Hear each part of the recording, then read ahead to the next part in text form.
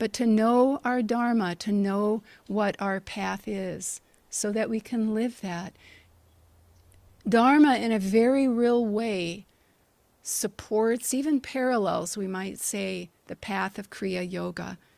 Because when we're living our Dharma, and this is why Swamiji stresses this so much, the teachings stress it. More important to die doing your Dharma than someone else's. Because when you're living your Dharma,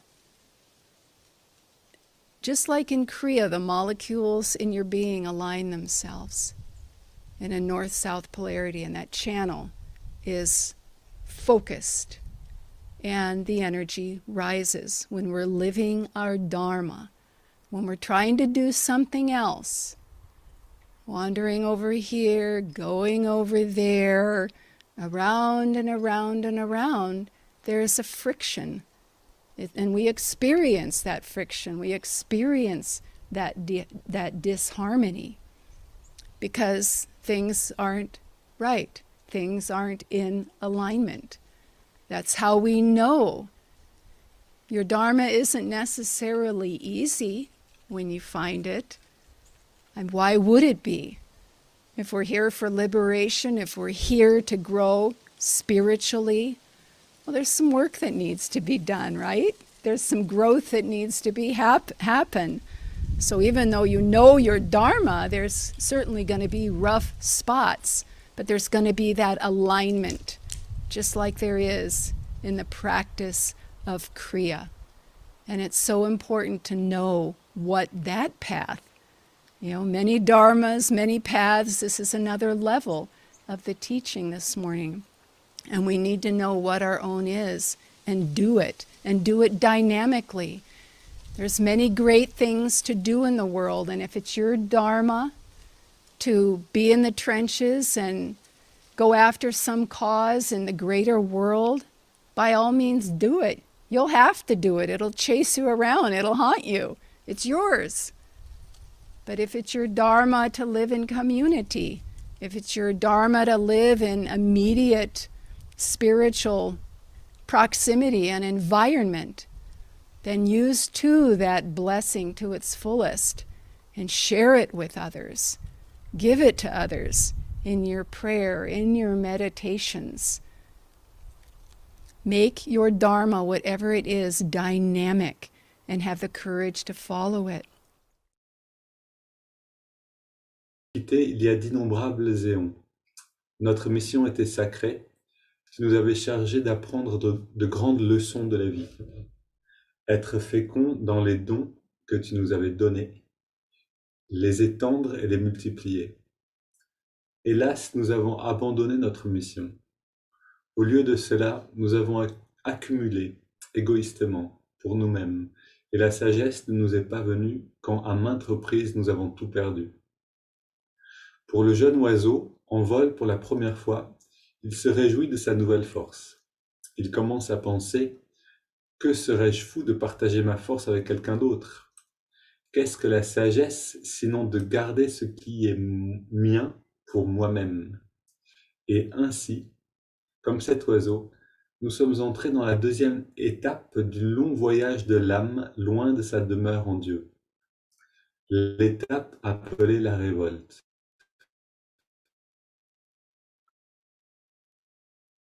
Était comme des éons de notre temps, ce qui signifie des milliards d'années. Quand l'après-midi arriva, cet oiseau entra dans un nuage d'orage et se retrouva bientôt en lutte pour sa vie. Le vent et la pluie frappaient ses ailes, plus il luttait, plus il devenait faible. « Abandonne-toi entre mes mains, cria le vent. À ta force, je peux ajouter la mienne. » Enfin, le petit oiseau suivit ce conseil. Alors, soudain, il se retrouva planant avec joie, haut au-dessus des nuages. Des heures passèrent et la nuit tomba. Le petit oiseau eut peur. « Comment, s'écria-t-il, comment puis-je voler dans cette obscurité ?»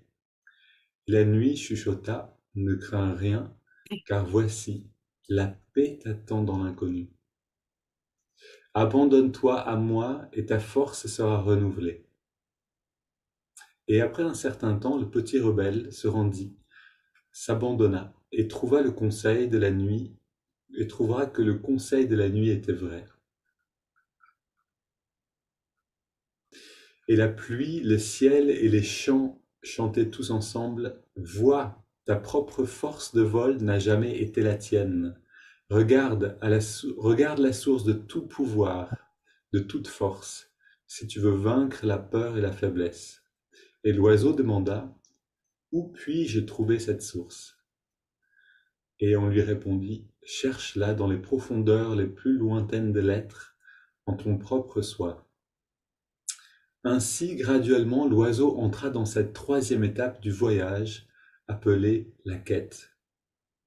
Nous maintenant, comme ce petit oiseau, nous avons réalisé que les vents violents sont la manière de la vie de nous donner force et courage, que même la peur, comme les ombres sur une statue, donne de la lumière et de la substance à l'espoir. Des profondeurs de l'ignorance, Seigneur, nous t'interpellons. N'y a-t-il pas de but véritable à notre vie? Vois, tout ce que nous pensions être lumière n'était que ténèbres. Qui sommes-nous en réalité? Pour quelle fin avons-nous été faits?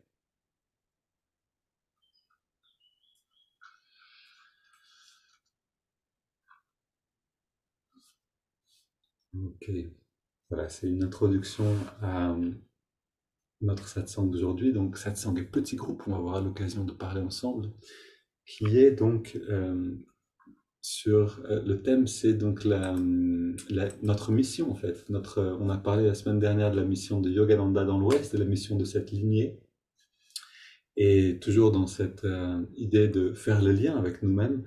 Quelle est notre mission? Quel est notre chemin dans cette vie, et est-ce qu'on est en adéquation avec ce chemin? Et donc ce texte que je vous ai lu et qui est répété tous les dimanches dans les communautés Ananda, qui vient du Festival de Lumière, raconte par cette petite image, donc par cette parabole, je pense qu'on peut dire parabole, ce petit oiseau qui, qui s'élance et qui d'abord veut tout garder pour lui-même.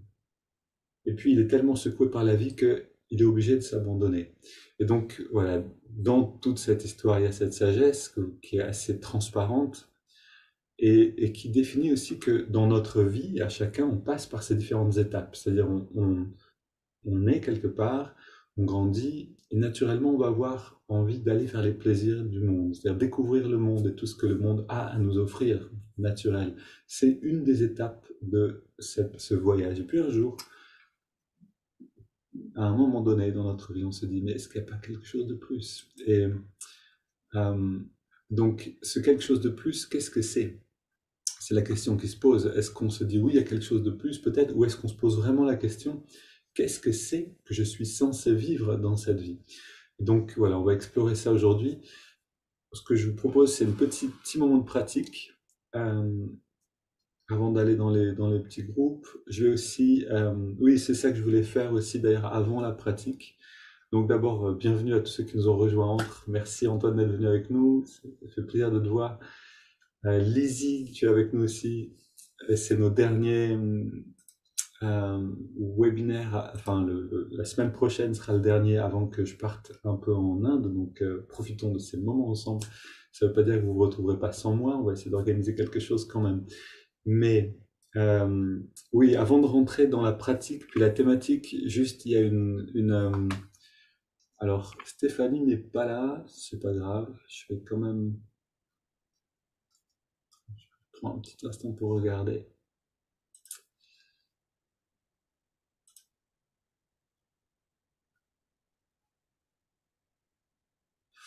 D'accord. Non, ça ferait trop sortir du... Bienvenue Joël, super. Ça ferait trop sortir de la thématique, donc on va rester simplement avec ce qu'on a à faire aujourd'hui.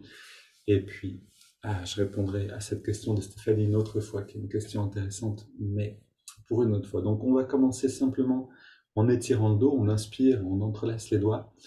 Expire, on pousse les mains vers l'avant, on arrondit le plus possible le dos, comme quand on fait le chat dans une posture de yoga. Inspire, on étire vers le ciel au maximum. Expire, on se penche vers la gauche.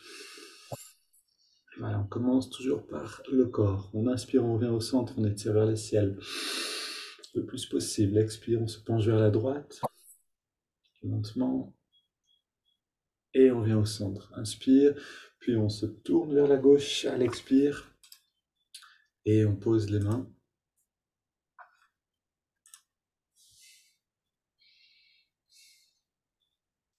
On revient au centre, inspire vers le ciel, on étire, expire, on se tourne vers la droite, on pose.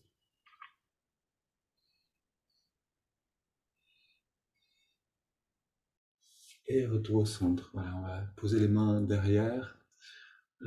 Merci Alba pour l'aide. Et on ouvre la poitrine un petit peu et on respire 20 fois. Voilà, simplement prendre suffisamment d'air. On va un petit peu saturer le corps en oxygène.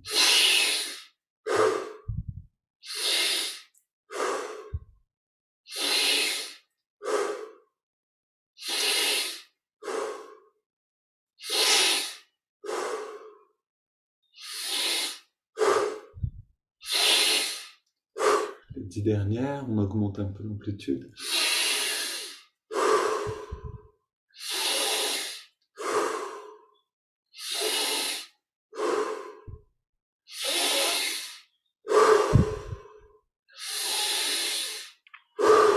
Maximum.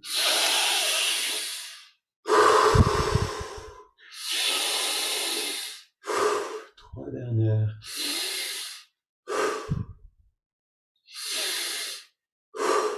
Et dernière. Puis on vient au centre. On pose les mains sur les cuisses pour mieux le ciel. Dos dressé détendu. On inspire lentement et profondément. On garde l'air dedans. Les yeux fermés. On détend bien tous les muscles. Puis on laisse l'air sortir sans faire d'effort.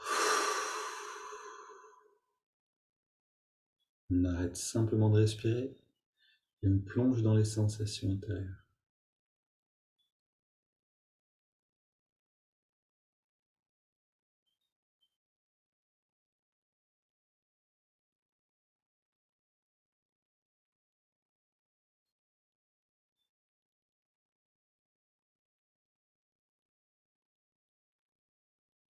Puis on inspire profondément. On rentre le ventre, on garde l'air dedans, on contracte le périnée, on dresse le regard, on relâche et on expire.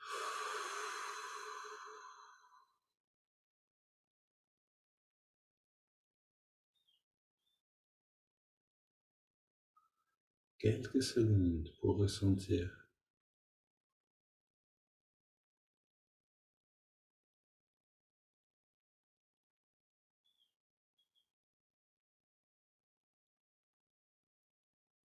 On est déjà en contact avec ce bien-être qui est présent dès qu'on retourne vers l'intérieur. On inspire maintenant, double inspire par les narines.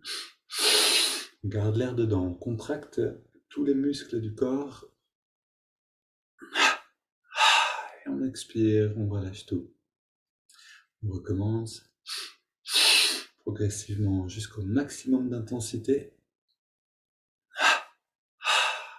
Et on expire, on relâche. Encore une fois.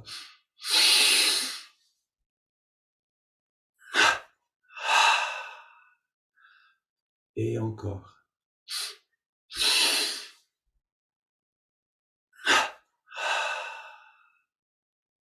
Encore deux.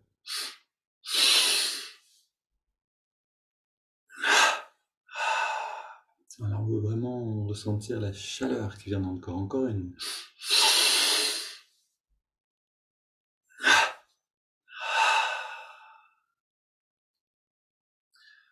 Et on reste très détendu. On sent le corps qui vibre parce qu'on l'a rempli avec l'énergie. En inspirant, en contractant et en relâchant. Et maintenant, dans cette détente, on inspire par les narines sur 5, en ressentant l'énergie remonter le long de la colonne. C'est parti, on inspire.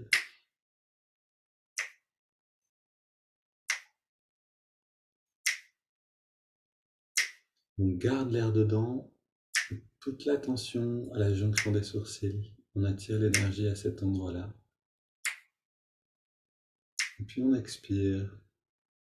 On sent cette légèreté qui rayonne, qui s'installe dans notre être. Inspire à nouveau.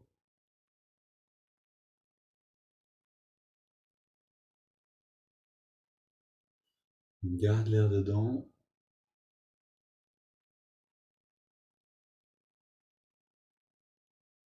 Expire.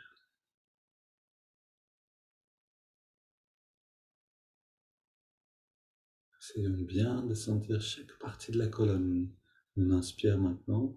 Coccyx, sacrum, lombaire, dorsal, cervical. On garde l'air dedans et on ressent le lobe frontal.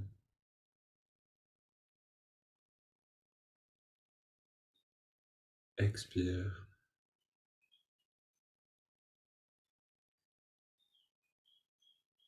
Une dernière fois, inspire.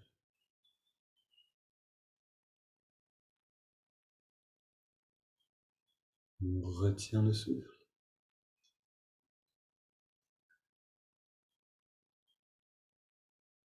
Expire.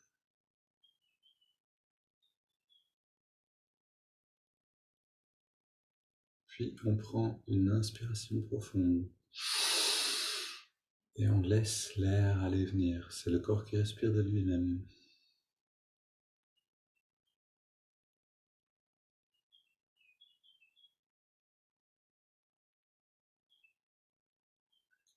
On profite de cette impulsion, de ce mouvement de la conscience vers l'intérieur pour aller plus loin encore, justement vers la source de toute conscience, de toute force, comme on l'a entendu dans la petite histoire. On amène notre attention dans les narines et on sent la fraîcheur de l'inspire, là où on sent l'air le mieux, et la tiédeur de l'expiration. Notre attention est dans la fluidité de l'air.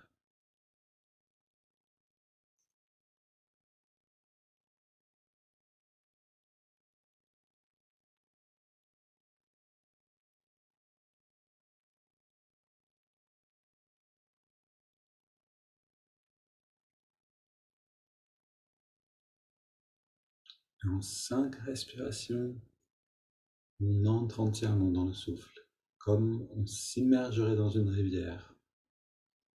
Soyons efficaces, on a une petite pratique. On double la qualité de l'attention.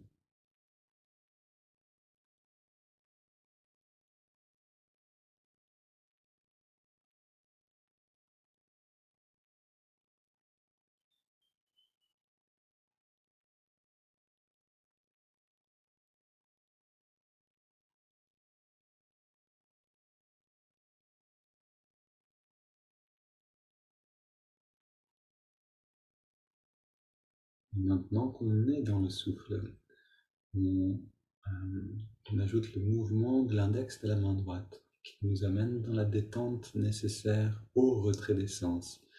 On trouve donc, à chaque inspiration naturelle, l'index revient un tout petit peu vers la paume de la main. Et à chaque expiration naturelle, on relâche complètement l'index.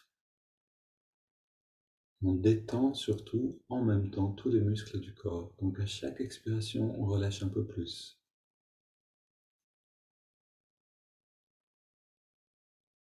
Encore une fois, soyons efficaces pour aller rapidement loin vers l'intérieur.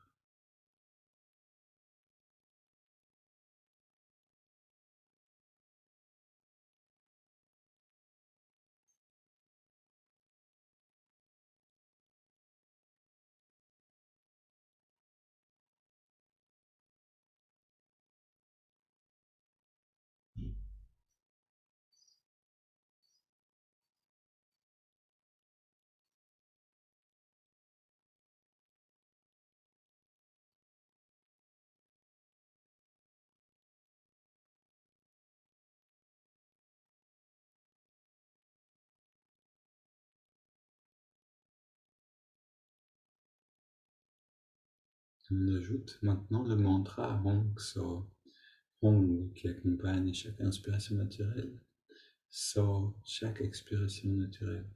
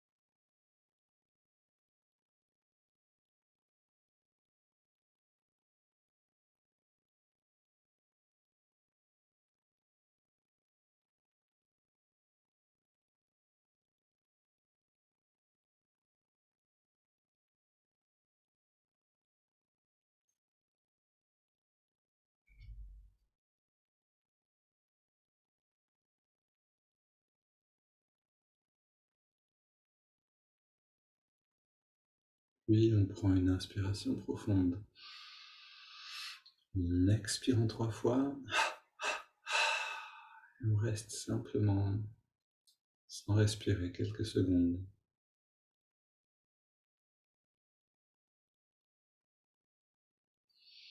Puis on laisse le corps respirer de lui-même. On abandonne tout effort.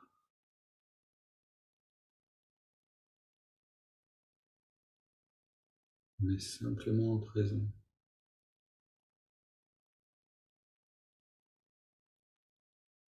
On observe le bien-être à l'intérieur de nous, le calme, la paix intérieure qui se déploie petit à petit.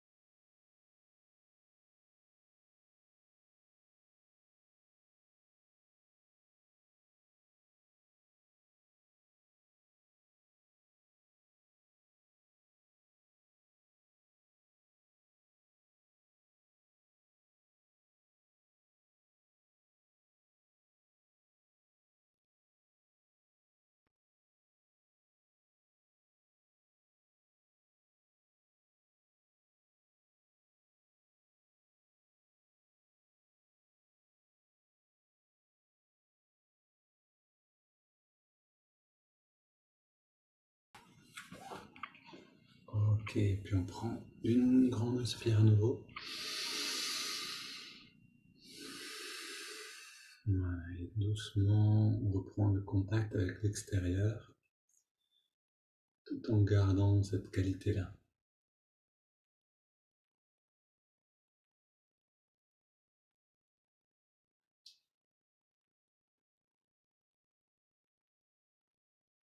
Ok, on a de la chance, on est encore ensemble. Internet n'est pas très stable en ce moment, donc si jamais ça coupe, retournez simplement dans la méditation, c'est tout gagné. Ok,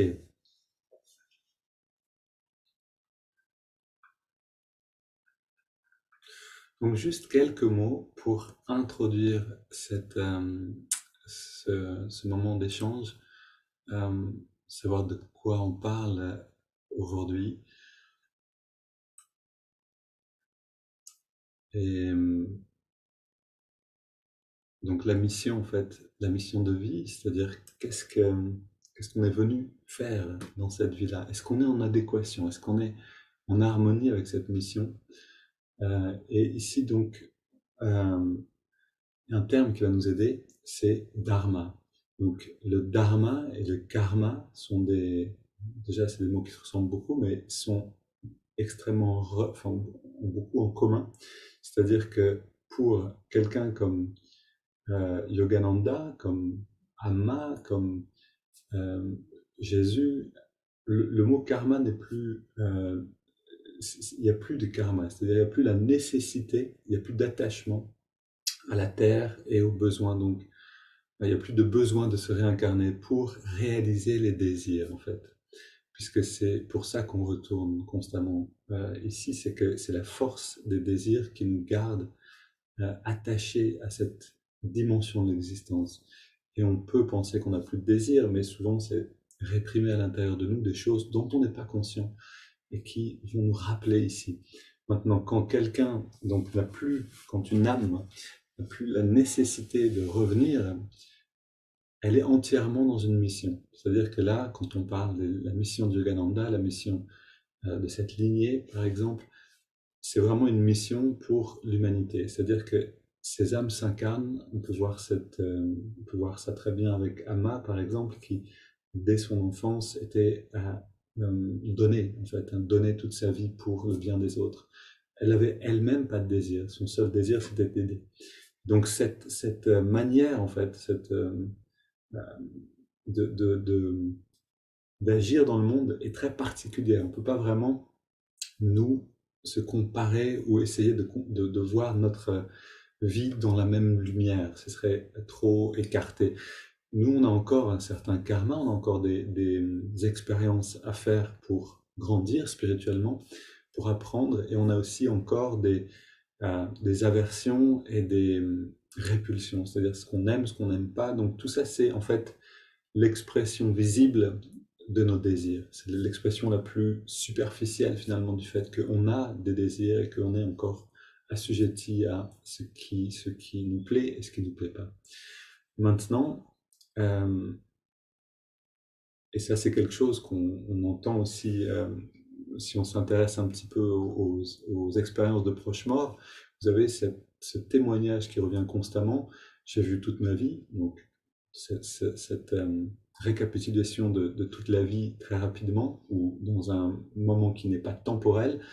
Et puis les moments donc, où j'étais en adéquation avec ma mission de vie étaient lumineux, étaient pleins de joie, et les moments où j'étais écarté de ça, j'en avais honte d'une certaine manière. Et la souffrance, elle vient de cet écartement, c'est-à-dire de cette distance qu'il y a entre nous et pourquoi on était venu. Il y avait un très beau témoignage une fois d'un jeune homme qui avait eu une expérience de proche mort et il disait, un moment qui l'a bouleversé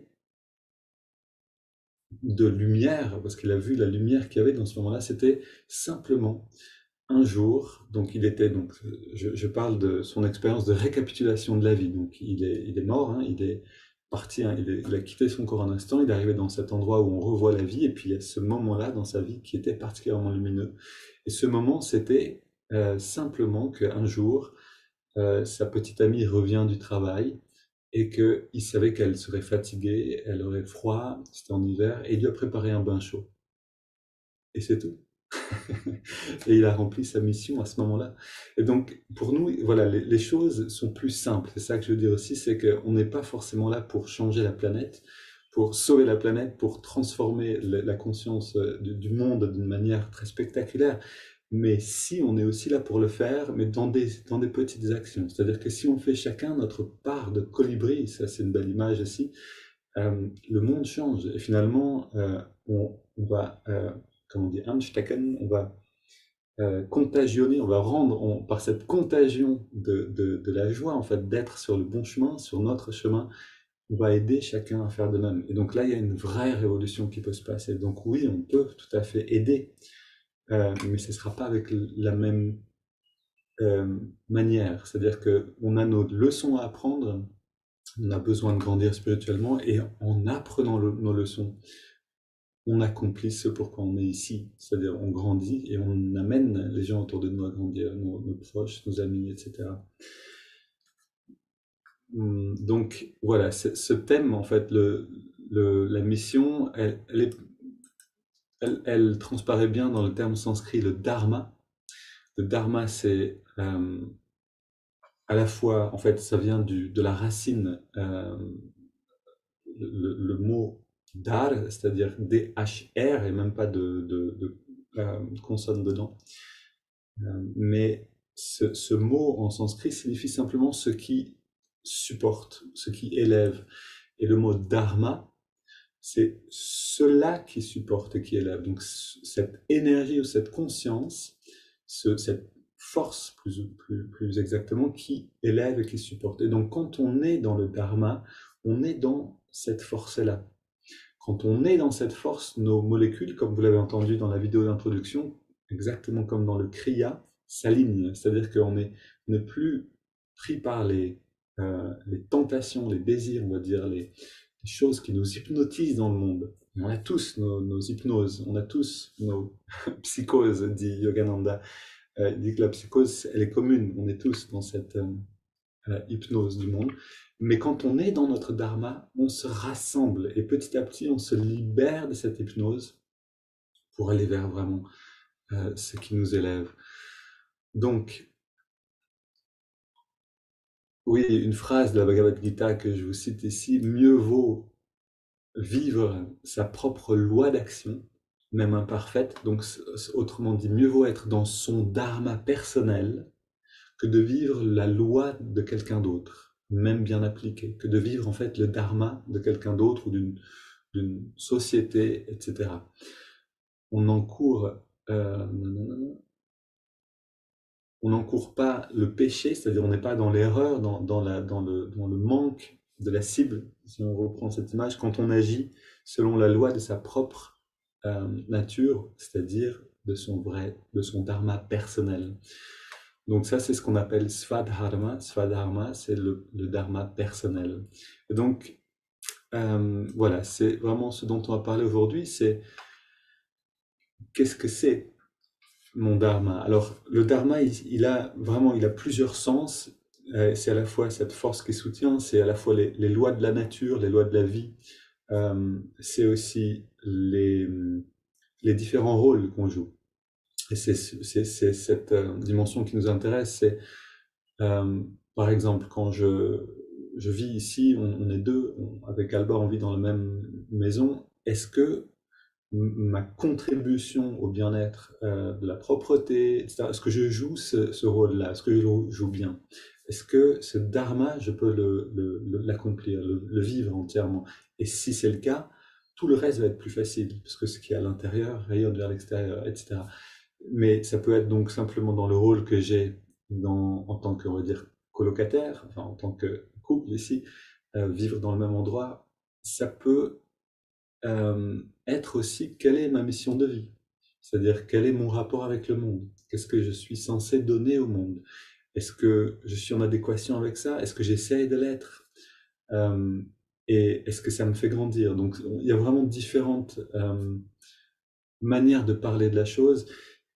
Le dharma, donc, vous savez, c'est comme les poupées russes. On a la grande poupée, je suis né pour quelque chose, ok, puis on enlève, et puis hop, il y a la famille qui apparaît. Ok, est-ce que je suis aussi dans l'adéquation, c'est-à-dire dans mon dharma, dans cette famille? J'enlève la prochaine poupée, je retrouve encore une. Est-ce que je suis en adéquation avec le travail, c'est-à-dire avec ma manière de voir gagner de l'argent? Est-ce que je suis en adéquation avec voilà, toutes ces différentes dimensions en fait, de notre vie sur Terre sont aujourd'hui à mettre sur table, voilà, selon votre appétit, votre envie d'échanger là-dessus. Donc de regarder où est-ce que je me sens en adéquation, où est-ce que je ne le suis pas tout à fait, de quoi j'ai besoin pour rentrer, voilà, toujours ces questions essentielles, de quoi j'ai besoin pour être plus en adéquation. Et l'idée, c'est vraiment d'amener la lumière un peu sur cette dimension-là dans notre vie. Dernière chose avant qu'on aille vraiment, ce que je vous propose, c'est voilà, un petit instant de fermer les yeux. C'est une sorte de réflexion guidée que je vous propose maintenant. Vous pouvez aussi avoir de quoi prendre des notes si vous voulez. Et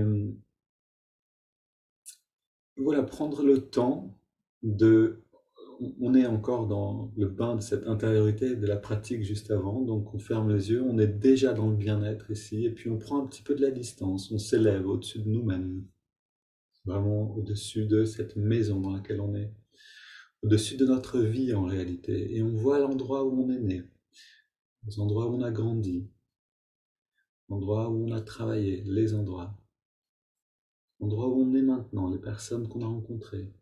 On voit l'ensemble de notre vie.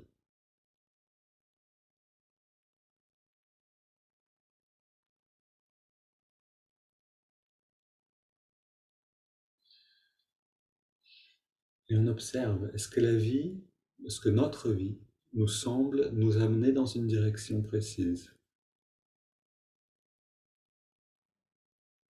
dans nos actions, dans nos interactions.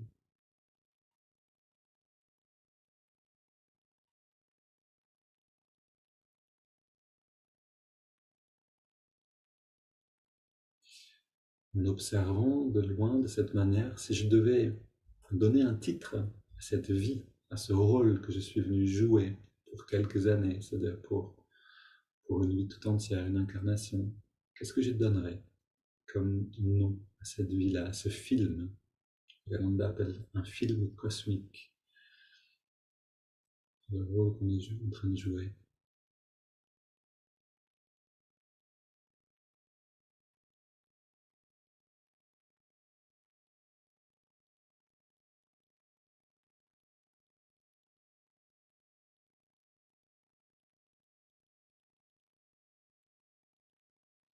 Et maintenant, tout en observant cette vie de loin, on va faire des petits zooms, c'est-à-dire on regarde d'abord de loin où sont les moments de friction, quels sont les endroits dans ma vie où je sens une disharmonie, où je sens de l'anxiété, je sens un manque de force.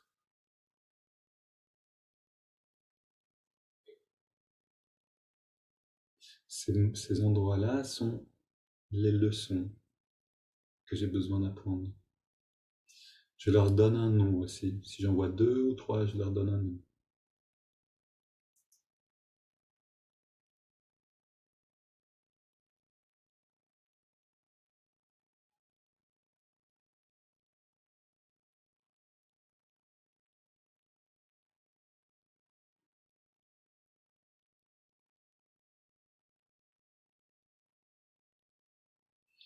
Et pour terminer, quels sont les moments dans ma vie où j'étais entièrement dans la lumière, dans la joie, les moments les plus lumineux de ma vie.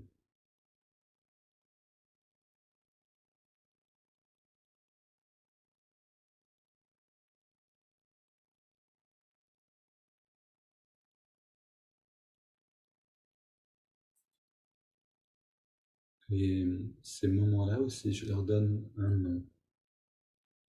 Qu'est-ce qui, dans ce moment-là, a fait que j'étais aussi joyeux? Comment je nommerais ces moments?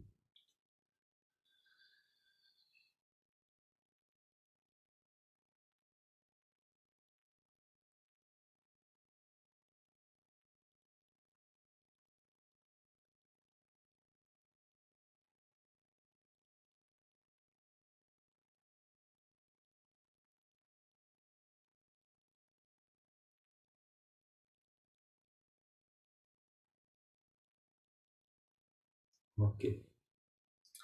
Donc voilà, c'est une réflexion assez rapide, je suis d'accord. On pourrait bien sûr en faire quelque chose de long, mais c'est pas le sujet aujourd'hui. On va plutôt prendre le temps d'échanger justement sur ce ressenti qu'on peut avoir là et sur cette compréhension aussi qu'on a de nous-mêmes. Où suis-je dans ma mission de vie? Quels sont les endroits dans ma vie où j'ai besoin de me renforcer dans cette mission-là? Voilà. Ce que je, ce que j'ai besoin, oui, ce que je vais faire, c'est que je vais je vais lire encore une fois les questions, les mettre dans le chat, comme ça, dans la boîte de dialogue de Zoom, comme ça, vous les avez. Deux groupes seulement, oui, Alba, pardon, j'avais pas vu ça. On va faire que deux groupes. Voilà. Quelle est ma mission dans cette vie? Donc ça, c'est la question centrale, on ose se poser cette question, hein. C'est rare qu'on ose vraiment se poser des questions aussi grandes. Quel est mon dharma? À travers quelles actions, quel rôle, quand je le joue bien, quand j'accepte et j'endosse mes responsabilités, donc à travers quelles actions je me sens entrer en union avec moi-même, en harmonie avec ma vie. Quelles sont les leçons que la vie me présente, ou m'a présentées pour que je les apprenne.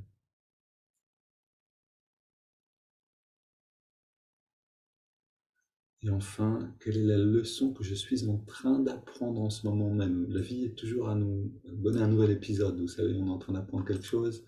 Ah, on a terminé la leçon, on a l'impression. Et puis déjà quelque chose de nouveau vient. Qu'est-ce que c'est en ce moment? Est-ce qu'on peut comprendre un petit peu ce qui est en train de se passer dans nos vies? Voilà, tout est posté dans la boîte de dialogue si vous voulez.